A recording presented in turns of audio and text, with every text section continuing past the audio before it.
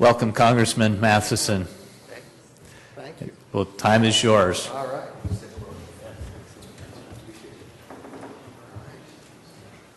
Well, good morning. It's nice to be here on the first week of the session. Figured you will be a little busier later on, so I thought I should come during the first week.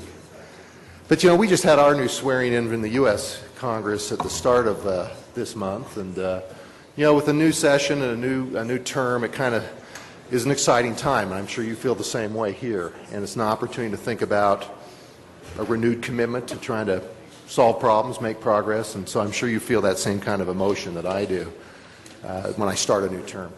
I'm not going to give a long speech, but I thought I might do today is just talk about 3 or 4 items that I think are issue areas where we can make some progress in trying to help make sure our economy grows. Because I think economic growth happens to be one of the key factors we've got to pursue, one of many factors in terms of getting the federal budget in a better position than it is. And I don't think the government should run our economy or manage it, but we should be looking for public policy that helps our economy move forward. And so, if you'll bear with me, I'm going to go through a quick list and then wrap it up, see if anybody has questions or whatnot after that, if that's okay with you. In my opinion, what we ought to be looking at right now in the public sector is an effort to reduce the level of uncertainty that exists today. The uncertainty, you can't eliminate all uncertainty, of course, but when public policy multiplies the amount of uncertainty that's out there for the private sector, for the public sector, that's a burden. And I believe that there are issues at the federal level where that needs to be addressed. I think that when it comes to the regulatory world right now, there's a tremendous amount of uncertainty because there are so many new proposals being put on the table right now. I think we should pull back on that. We should be thoughtful about regulation. In fact, I'd like to use, if you bear with me, one sports analogy. It's like when a football game is playing on the football field. I think you've got to have a referee. I don't think you can have the game happen without a referee. But appropriate refereeing doesn't have the referee stand right in front of the wide receiver so he can't go after the pass. And I fear if regulation gets too aggressive, you're standing right in front of that wide receiver. We need the referee to be in the appropriate position, and that's what we ought to be looking for in the public policy world. When it comes to taxes, I believe that there is an uncertainty right now that has been perpetuated over the last 15 or 20 years, in particular at the federal level, with lots of temporary tax provisions that expire after 1 or 2 years. And as you probably noticed, Congress often waits till the 11th hour to decide whether or not to extend this tax provision or that tax provision. We need more clarity in our tax policy so people can make longer-term decisions. And also the bigger issue I just mentioned about the federal imbalance in its spending that takes place right now. Until there's greater certainty in the markets that we have an ability to deal with a manageable federal budget, that's going to be an anchor on our economy. I want to talk about 3 more things beyond uncertainty for economic growth, then I'll wrap it up. One, I'm a big believer in open trade. A lot of people here in Utah don't even realize that our own state is a major export state. And I believe open markets where we can sell our goods and services to consumers around the world is good policy for our state. It's good policy for our country. We should continue to pursue open trade agreements.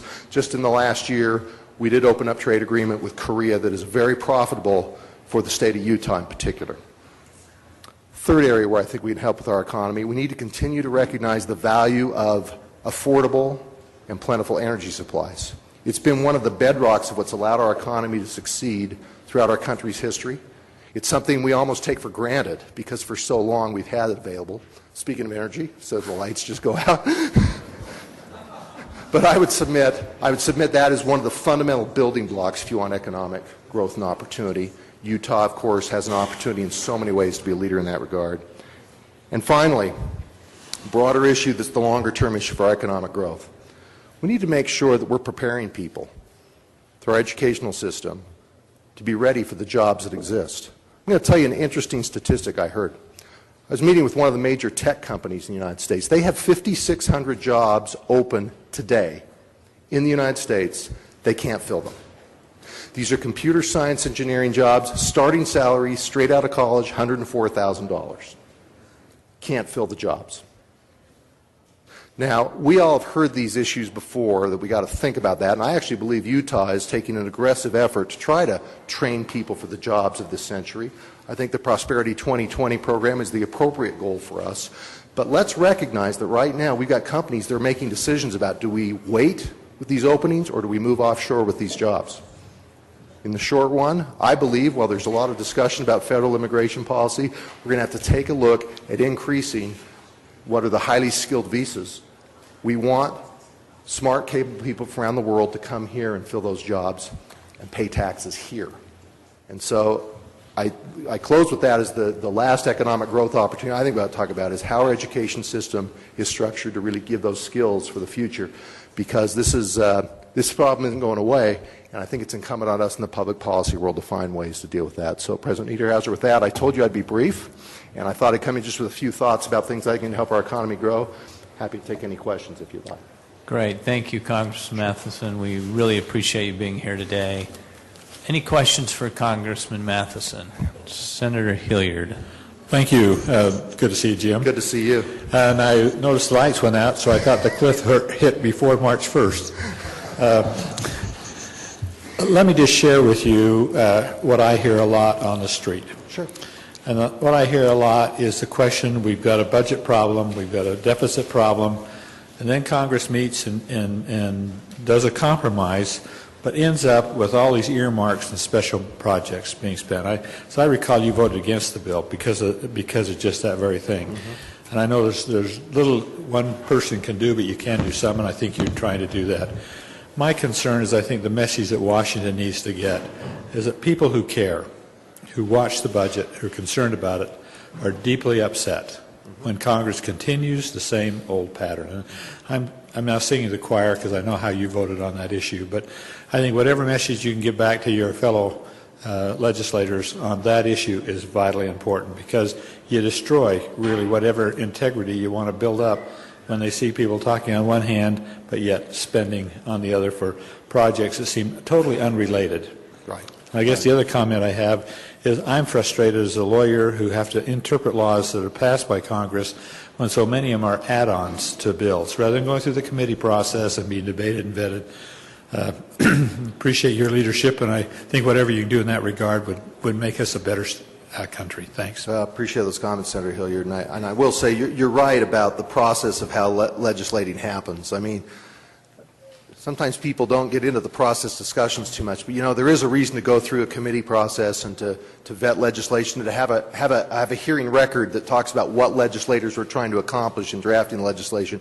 And I'm here to tell you, in Congress, and this is under leadership of both parties over the last few years, all the major bills seem to be in this top-down dynamic where it doesn't ever go through the committees at all, and the leadership just comes out and throws a bill out in front of the House and says, okay, vote yes or no.